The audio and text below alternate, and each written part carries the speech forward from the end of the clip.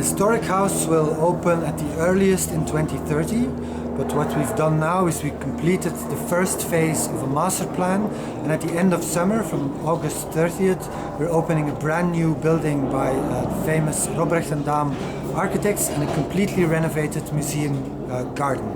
And in the new building we'll allow people to really immerse themselves in a digital experience in Rubens' world, in his life, in his artistic production. Will allow people to get to know his artistic methods, where he found his inspiration. But we've also got applications that will allow families with young children to get to know Rubens in a more playful manner. And another important component of this new building are 2 floors of library. And this is the most important library on Flemish art of the 16th and 17th century in the world, with very important holdings on Rubens, holding archives, holding art historians' archives, really an endless array of information.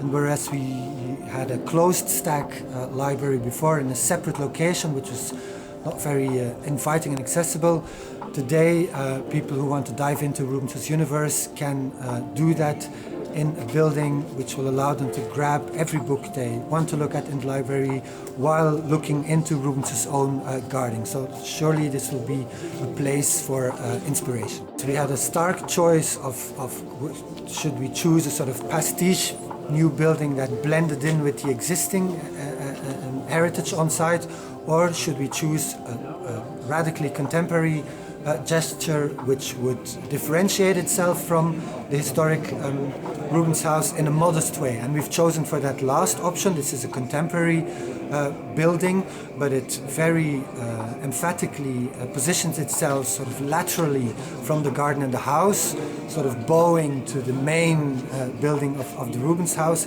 while also allowing us to have all these public facilities we need today. And the building, for the good architectural critic, will see that there are very subtle nods to Rubens. The building is constructed as if between 2 stacks of books. Rubens had his own library on this space, and the many small colonnettes or small pillars on the facade really reflect his interest in Italian architecture. Rubens spent 8 years in Italy, and they'll also make for a very interesting play of light and shadow inside the building.